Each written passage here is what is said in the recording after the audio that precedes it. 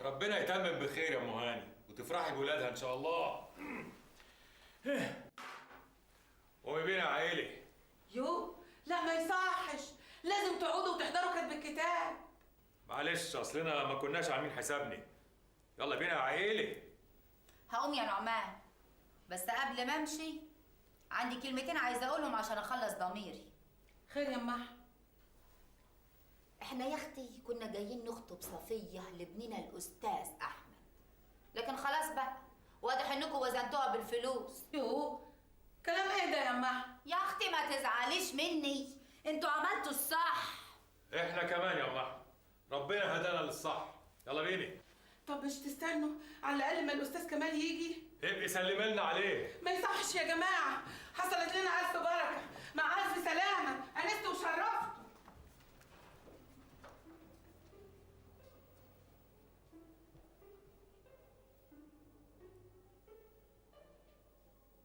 ما تزعلش يا احمد، بكره ربنا يرزقك باللي احسن منه، وعسى ان تكرهوا شيئا وهو خير لكم. هم اختاروا الفلوس. الناس النهارده بتبص للفلوس اللي معاك كام تساوي كام. طب والحب يابا؟ الحب ده بيجي بعدين، بيجي بالعشره، بالمعامله، بالكلمه الحلوه. المهم دلوقتي انت تركز في دروسك. الحاجه الوحيده في الدنيا اللي هتنفعك هي شغلك. ما تشغل مخك يا اخي. فين مشاريعك؟ مشاريع ايه يابا؟ يلا مشاريعك بتاعت زمان. يلا يا احمد انت مخك نور، شغل مخك وانت تبقى غني. غني ازاي بس يابا وانا كل اللي اقدر اعمله ان اشتغل مدرس تاريخ؟ مدرس ايه؟ يبقى عمرك ما هتبقى غني. بالك انت الراجل اللي خد منك صفية دي خدها ليه؟ لانه تاجر.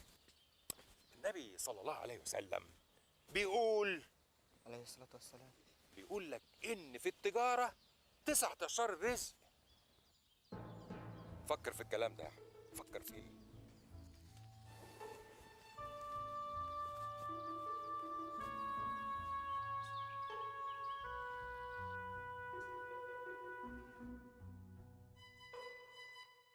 وطبعا راحت منك صفية زي ما راحت مريم قبل كده. ايوه، بس اثرت فيا قوي الحادثه دي. عملت ايه؟ قررت ان انا ما بقاش مدرس. ايوه، قررت ان انا ادرس تاريخ وادرس كمان حقوق بالانتساب. عبد الواحد شجعني على كده. الله. طب وهاني كان موقفه ايه؟ ساب الشقه واتقطعت اخباره عني. ايوه، ابوه شاف له الواسطه ونقله المدينه، وخدت انا الاوضه لوحدي، وبقيت اذاكر في الاداب والحقوق في نفس الوقت. بس كان صعب عليك جدا، بس انا ما كنتش عايز ادي نفسي فرصه افكر في اي حاجه تانية. عشان كده غرقت في المذاكره لشوشتي، وعجبتني قوي دراسه الحقوق. ايه اللي عجبك فيها؟ اكتشفت ان دراسه الحقوق هي دراسه للحياه من اوسع ابوابها، وانا كنت محتاج قوي اعرف الحياه اكتر وادرسها اكتر.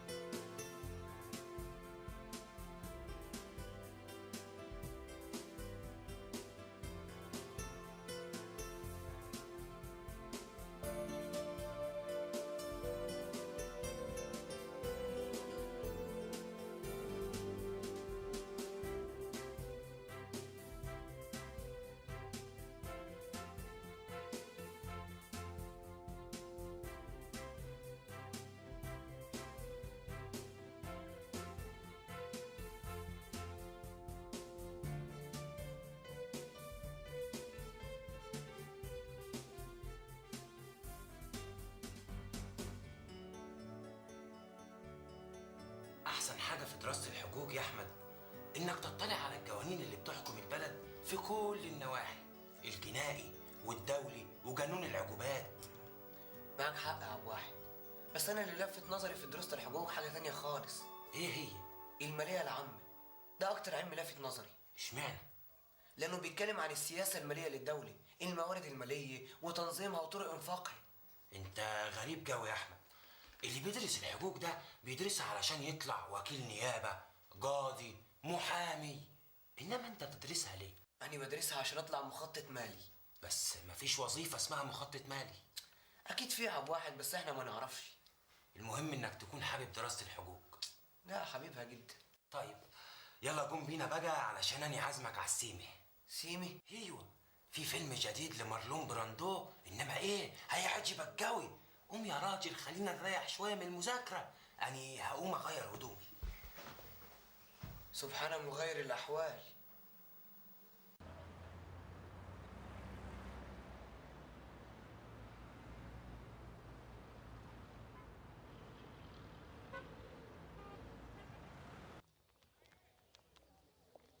مبروك يا احمد عربي، نجحت. الله يبارك فيك يا راجل، بجد. شوف يوم النتيجة ما ظهرت جريت على آداب، لقيت نفسي ناجح بمقبول.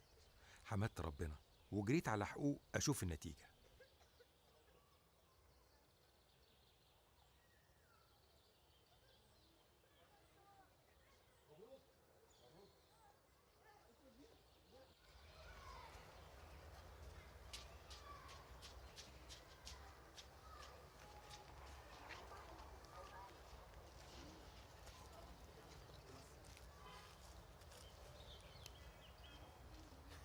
يا ابو واحد. فيلم جديد. احمد ازيك يا احمد؟ الف الف الف مبروك، انت نجحت بجيد ضمن 20 نفر بس هم اللي جايبين جيد في الدفعه كلها، مع انك منتسب يا اخي. الحمد لله. المهم قول لي انت عملت ايه؟ يا راجل ما تعتلش همي، انا شلت 3 مواد كده هدرس فيهم السنه الجايه ان شاء الله. يعني سقطت؟ يا راجل بقول لك ايه، غاده صاحبتي وزميلتنا في الدفعه وبتشوف معايا كل الافلام. اهلا وسهلا. احمد زميلنا. بقول لك ايه، احنا رايحين السينما في فيلم جديد لممثل اسمه روك هودسون، انما هيعجبك قوي يا احمد. اتغير كتير عبد الواحد، زي ما يكون خرج من الأم اللي كان حابس نفسه فيه، بقى يعرف بنات ويخش السينما.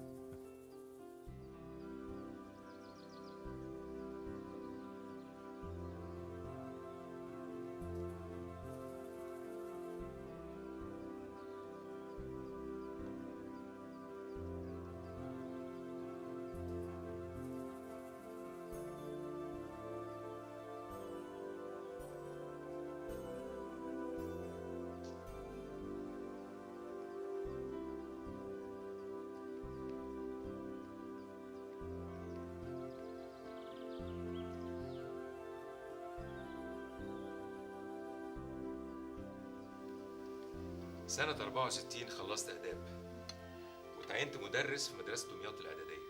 بعديها بسنة اتنقلت ثانوي. طب ما فيش حاجة مهمة حصلت في الفترة دي؟ أبدا، كل اللي فاكره إن أنا كنت مجتهد جدا في المذاكرة وفي الشغل، لكن اضطريت إن أنا آخد سنة أجازة من الامتحانات بسبب الشغل، وده اللي خلاني أخدت ليسانس الحقوق سنة الهزيمة 5 يونيو سنة 67. ده تاريخ مهم جدا جدا، بس أنا الحقيقة مش هقدر أتكلم عليه لأني خلاص شطبت. تحب تقوم تستريح شوية؟ أيوه، أنت مش ناوية تنامي ولا حاجة؟ عاوزني أوصلك ولا إيه؟ لا أنا بسأل عليكي. خليني أنا هتمشى وبعد كده هطلع. طيب هشوفك بالليل. سلام. مع السلامة.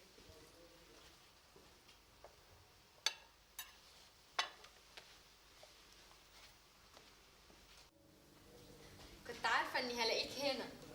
كل ده بتعملوا ايه؟ كل ده غدا بتعملوا ايه بالظبط؟ تعالى تعالى بس. ايه بقى؟ فيك من يكتم السر؟ في بير. اصل بابا يا سيدي بيحكي لي عن مذكراته. بيحكي لك عن مذكراته؟ اشمعنى؟ اشمعنى ايه؟ يعني ايه الحكمه من كده؟ بالنسبه لي انا هي فرصه اني اعرفه هو شخصيا، دي من ناحيه. الناحيه التانيه بقى اني عايزه اعرف تاريخ بلدي القريب ومن واحد عاشه بالفعل. وهتستفيدي ايه من كل ده؟ نفسي اطلع كتاب. مذكرات يعني؟ هي البلد ناقصه مذكرات؟ كل واحد دلوقتي بيكتب مذكراته. لو سمحت يا حاتم مش عايزه تهريج. والله العظيم يا ريم انا ما بهرجش، انا بتكلم بجد.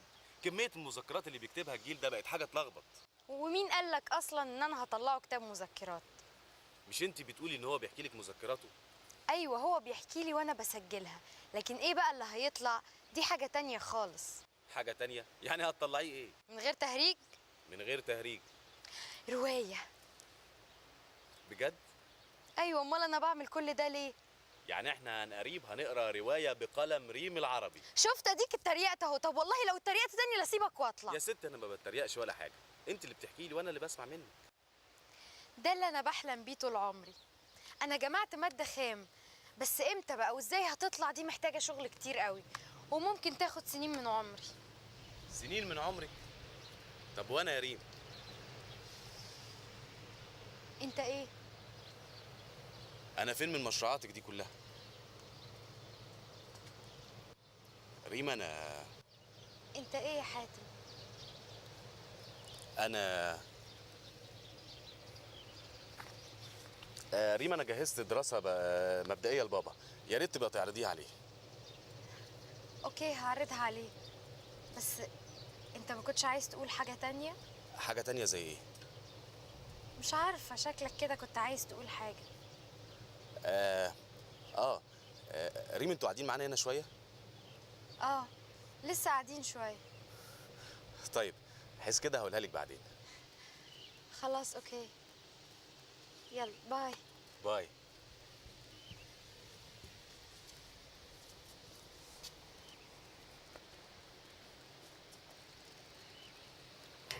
غبي.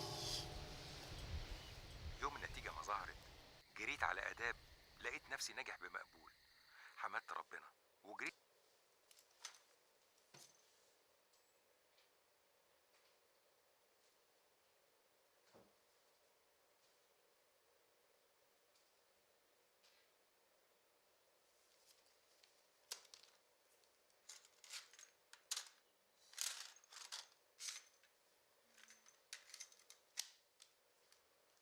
كان موقف مؤثر.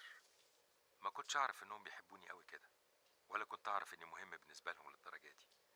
كنت أول مرة أبعد عنهم، أول مرة أبات بره البيت. في المدينة لقيت عالم تاني خالص، الحياة فيها مختلفة عن القرية اللي...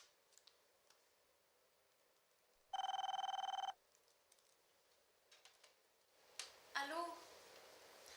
ايوه يا بابا. لا لا لا انا ما نمتش خالص. طب خلاص اوكي. فين؟ طب اوكي انا نازله لك حالا. يلا باي باي.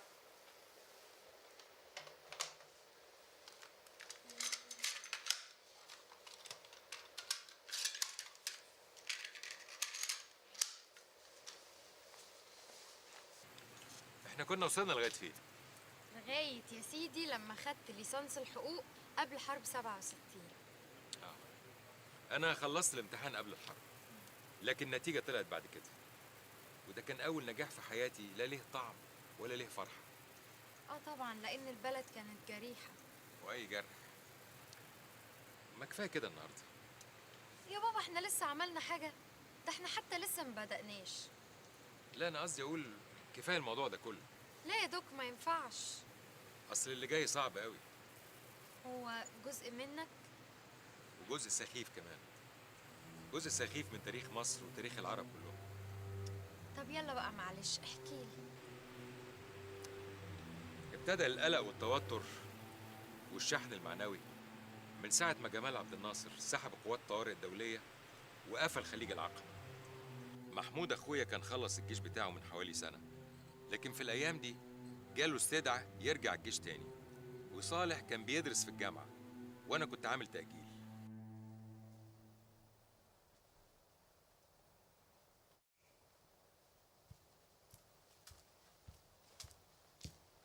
خلاص يا محمود. ايوه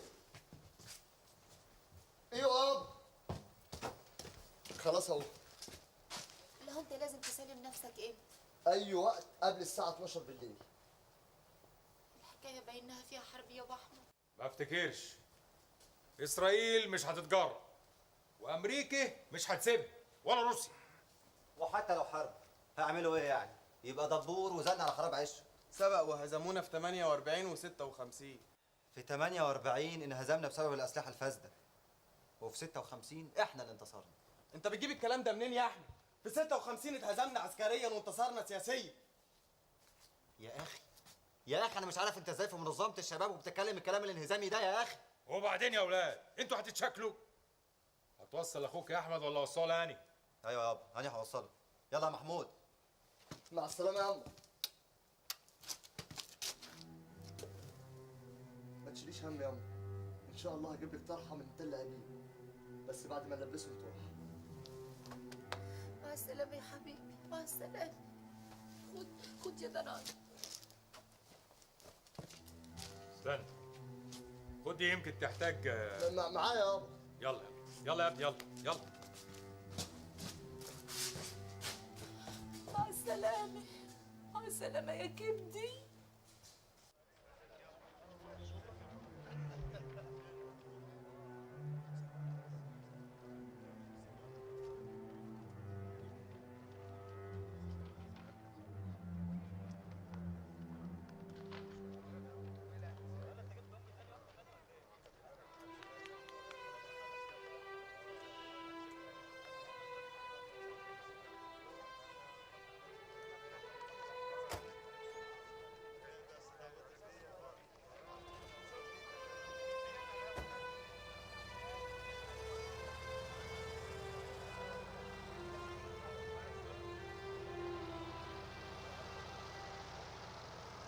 سافر محمود من البلد يوم 2 يونيو.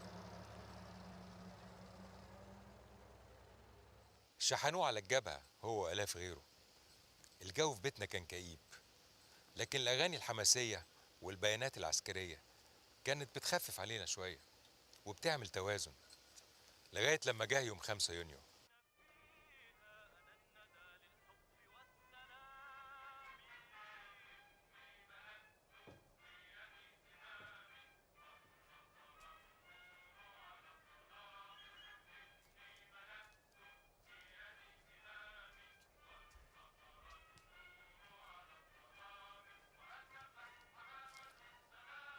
وبعدها لك يا أم. انت لسه بتعيطي؟ لا أبدا، مفيش حاجة يا أحمد. يا ولية يا ولية ما تخافيش، لو دخلنا معاهم الحرب هنكسرها. ربنا يستر يا ابني. كله يسكت، في بيان هام يا اخواني. في الساعة 9 من صباح اليوم بدأ العدو الإسرائيلي هجوما بريا وجويا واسع النطاق على الجمهورية العربية المتحدة والقاهرة، وقد تصدت قواتنا للغارات الجوية وتم إسقاط 23 طائرة للعدو. الله اكبر الله اكبر. مش قلت لك يامه؟ مش قلت لك كلها كام ساعه ورجالتنا يخشوا تل ابيب ذات نفسها؟ استر يا رب. حق حبيبك المصطفى. اتذاعت بيانات من الإذاعة إننا وقعنا أكتر من 100 طيارة للعدو، وإن الأردن وقعت حوالي 30 طيارة، وإنها ابتدت تضرب حوالين تل أبيب. وده طبعا كلام غير صحيح. للأسف ما كانش فيه أي حاجة صح. طب ليه كده يا بابا؟ اللي سمعناه بعد كده إن الطيارات الإسرائيلية كانت شايلة معاها تنكات بنزين احتياطي، كل ما يخلص البنزين اللي هي شايلاه ترميه، وإحنا نفرح نفتكر إن التنكات دي طيارات وبنضرب عليها ونوقعها، وأجهزة الإعلام تطنطن وتصرخ. وتاني يوم من الحرب سمعنا صوت مذيع النشر في الإذاعة يوجه نداء بالانسحاب. في الوقت الذي بدأت فيه إسرائيل عدوانها على الجمهورية العربية المتحدة وضرب المطارات المصرية في القاهرة، كان مندوب إسرائيل في الأمم المتحدة يدعي بأن الجمهورية العربية المتحدة قد بدأت العدوان، ونحن نوجه نداء إلى قواتنا في سيناء بالانسحاب والعودة للمواقع الأمامية حتى لا تحاول إسرائيل خداع يعني ايه علينا نبقى انسحاب من خلال الراديو؟ الأحداث ده كمان ما فيش اتصال بيننا وبينهم. معنى كده انك لسه بتوزع في سينا. اخيرا فهمت. اسكت اسكت يا اخي انت كمان. انا اللي كمان ولا انت مش عايز تسابني؟ كفاية يا ولد ده وهو وجعته قلبي لا هيوجع قلبكم.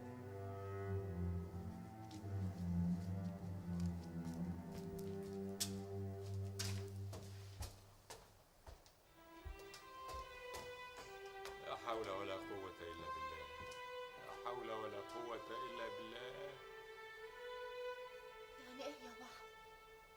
يعني خلاص؟ الظاهر كده يا عيني. قومي نام انتي.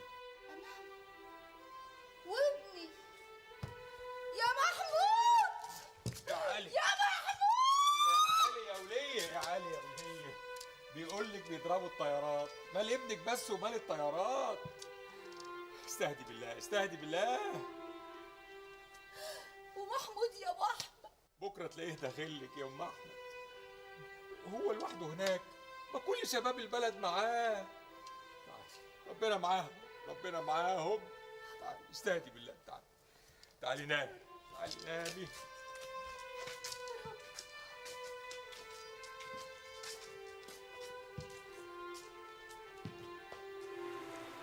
عارفة لما يبقى في حالة اكتئاب عام عند شعب بحاله، شعب بحاله مكتئب، ناس ماشية في الشوارع تايهة، مضروبة ضربة مفاجئة على دماغها غير متوقعة. ناس وأنا منهم كان عندهم أمل إن يكون كل ده كابوس وهنصحى منه. هيجي عبد الناصر ويزيحه. مش ممكن عبد الناصر يسيبنا كده، لازم يطل علينا ويكذب كل اللي بيتقال ده.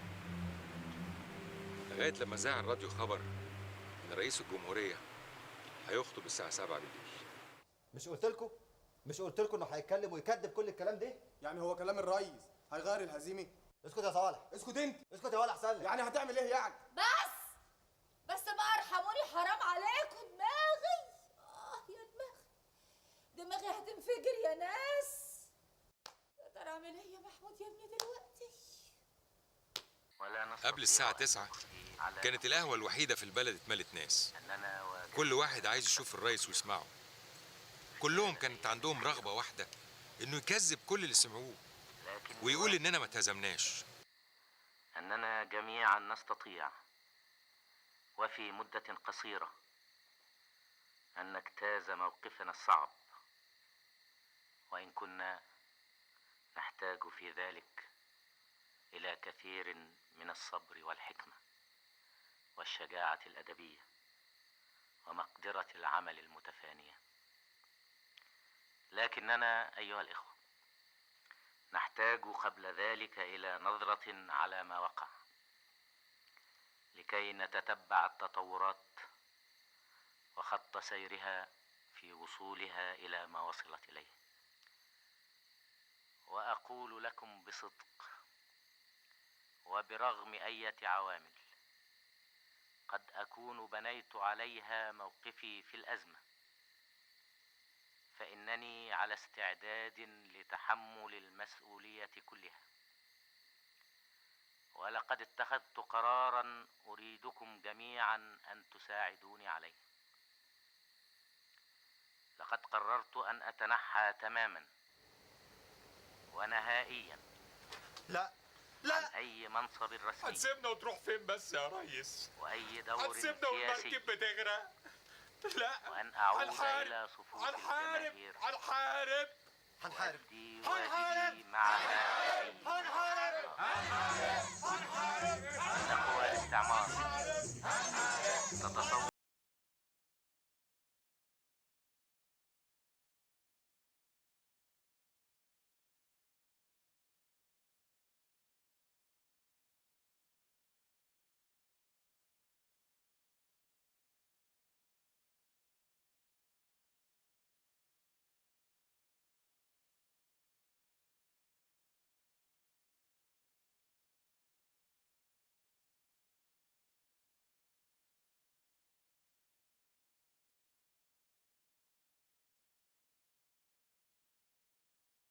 رفضوا الموت، وباتت مصر كلها في الشارع ليلتها، لغاية لما طلع تاني يوم السادات وقال إن عبد الناصر رجع نزولاً على رغبة الجماهير.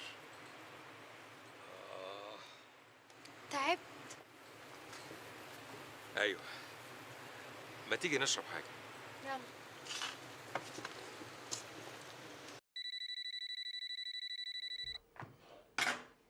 عوني.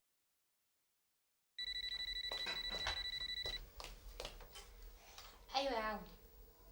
سهير، ازيك يا حبيبتي؟ اخبارك ايه؟ اهلا يا سهير. اخبارك ايه يا حبيبتي؟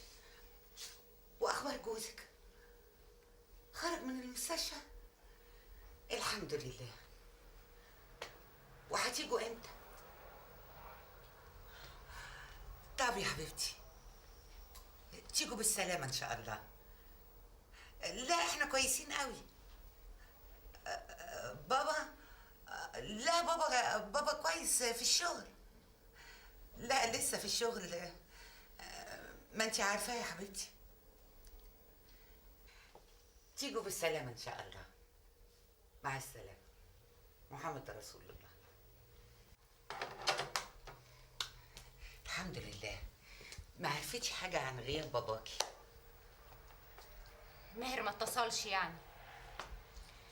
ما هو قالك هيعمل اللازم. ايوه اللازم اللي هو ايه؟ ما انا لازم اعرف. بكرة يا ستي هيقولك على كل حاجة. عوني كمان ما اتصلش. مين اللي كان بيتكلم؟ اختك سهير. وجوزها اخباره ايه؟ الحمد لله. خرج من المستشفى. هيتفسحوا كام يوم وبعدين يجوا. طب وليه ما ندهتيش عليا عشان اكلمها؟ تكلميها؟ تقولي لها ايه؟ كنت عاوزاها تجيب لي معاها حاجه وهي جايه. على العموم مش مشكله، انا هبقى اطلبها. مش هي لسه برضو قاعده في الاوتيل؟ انا هلكت من المذاكره، مش هتعشونا بقى. شربنا وعملنا ريفرشمنت، نشتغل بقى. نشتغل بقى. عمي محمود رجع ازاي من سينا؟ يا ريم، كانت ليلة صعبة قوي قوي، عمري ما هنساها.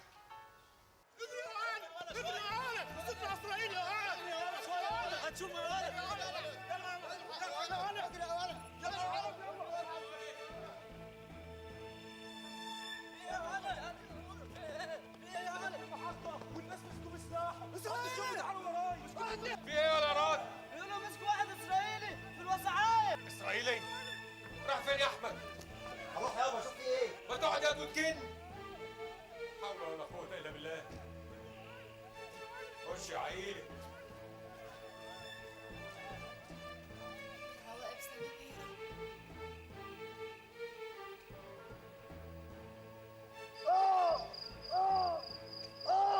سلموني العمدي. عمدة مين يابا؟ احنا نخلص عليه احسن.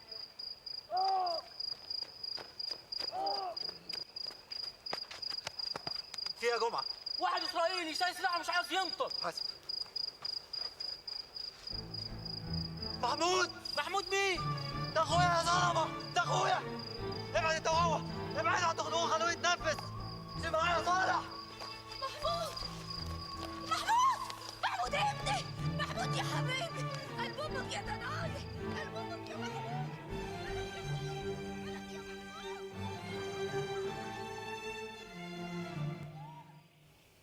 ضاعت منه كل حاجة ما عدا سلاحه.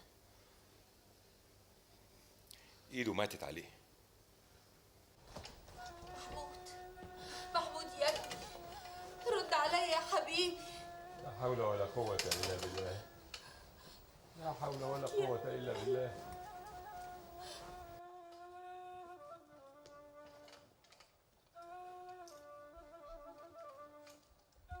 رد عليا يا حبيبي. محمود يا ابني. لا حول ولا قوة إلا بالله. لا حول ولا قوة إلا بالله. اشرب يا محمود، دي ميه بسكر، ما تخافش محدش هياخدها منك. خد من اختك يا محمود، خد يا حبيبي.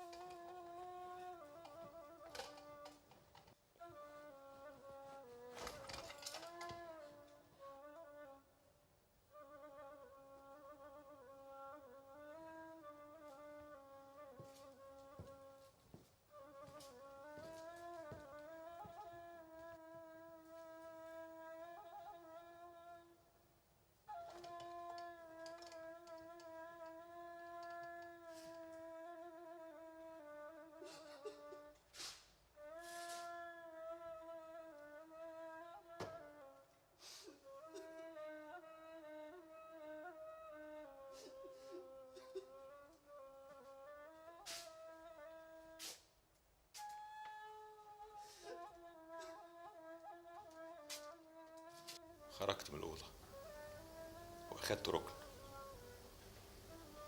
قعدت ابكي، قعدت ابكي بمراره. ما افتكرش ان انا بكيت قبل كده ولا بعد كده بالشكل ده ابدا. كنت ببكي كل حاجه، الامل والحلم والوجود كله. كانت ايام صعبه قوي يا ريم. وبعدها بدأ الاستعداد للحرب.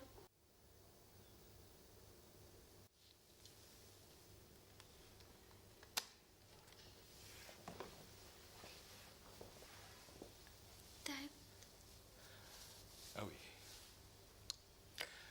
كل ما بفتكر الايام دي ما بقدرش استحمل حتى الذكرى. طب يلا نطلع، يلا تعكز عليا، يلا.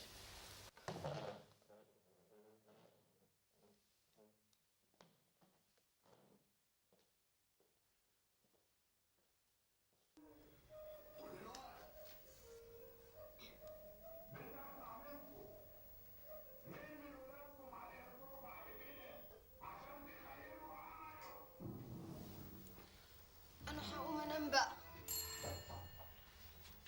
ده اكيد ماهر.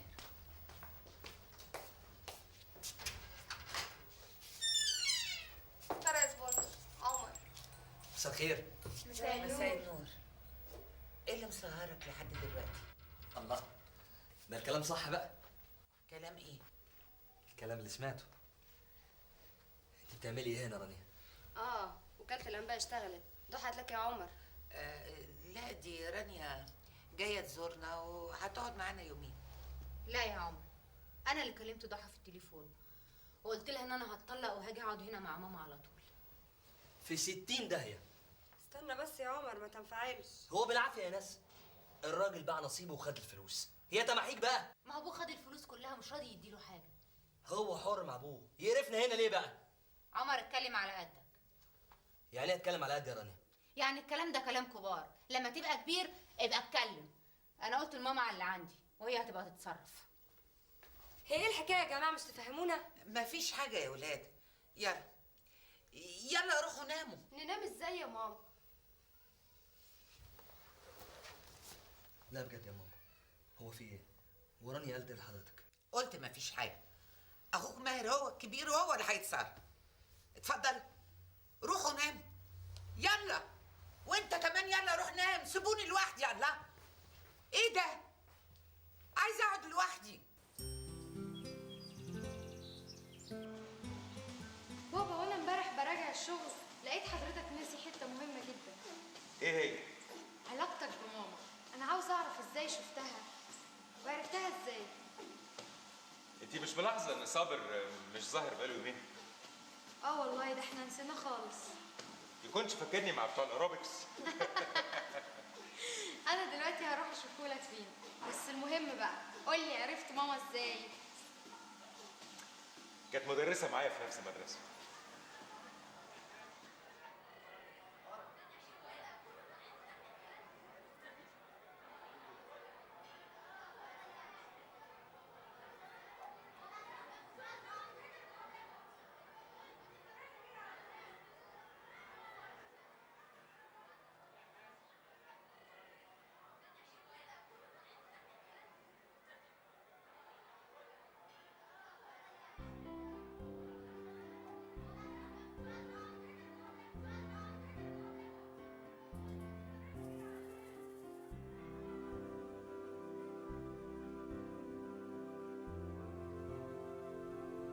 كانت هادية جدا وفي حالها، ملهاش دعوة بالصراعات اللي دايرة حواليها في حاجات هايفة.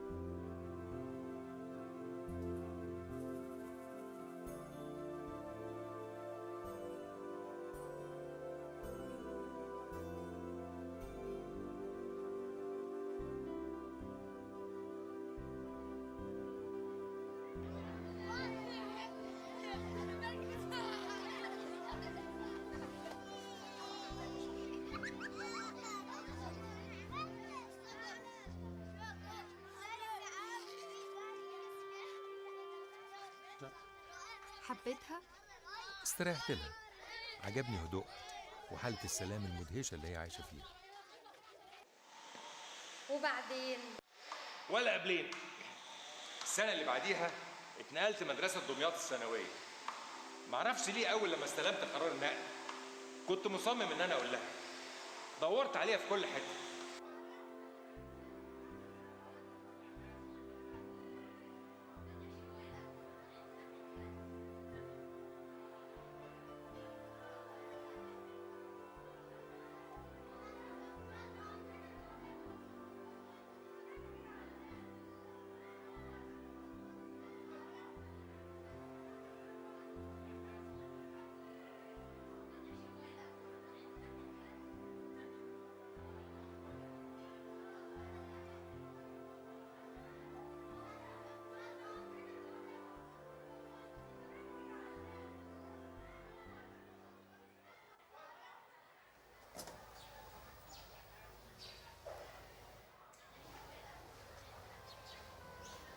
طيب روحوا انتوا بقى.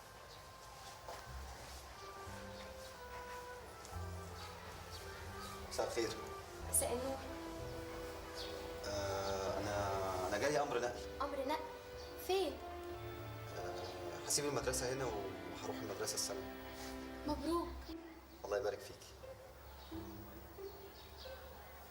مش عارف ليه انا حبيت اقول لك ان انا مش هاجي المدرسه هنا تاني. ما هي نفس المدرسه بس الجناح التاني. انا افتكرتهم نقلوك جنب بلدك في بورسعيد. تعرفي بلدنا؟ اكتشفت انها عارفه كل حاجه عني، مع اني كنت فاهم غير كده خالص وما كانش باين عليها.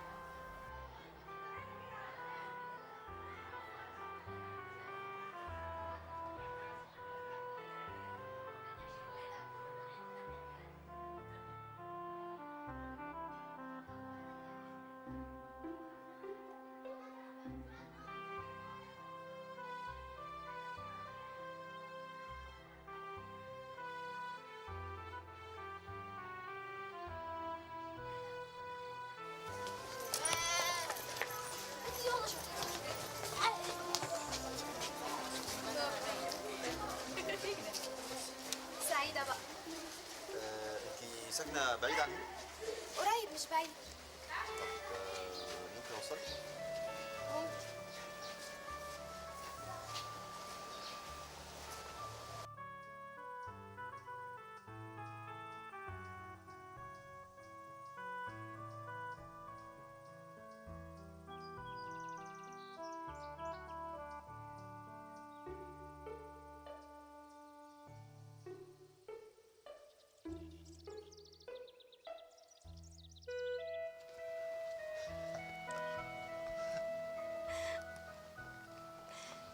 كفايه كده، انت وصلتني لحد البيت. اهو ده بيتنا، واللي جنبيها دي الدكانه بتاعت بابا. ما تيجي اعرفك على بابا وتتغدى معانا بالمره. لا لا متشكر جدا. استاذنك انا. مع السلامه.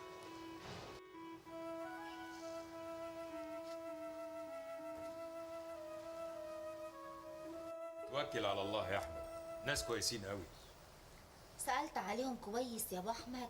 ايوه، ابوها راجل طيب، ناظر ابتدائي، عنده مكتبه صغيره كده بيبيع فيها كراريس واقلام. راجل طيب وبتاع ربنا. طب الحمد لله. وطلباتهم؟ قد ما هندفع مهر هيشوروا واكتر شويه زياده. الراجل ما عندوش غيرها، يعني مش هيبخل عليه.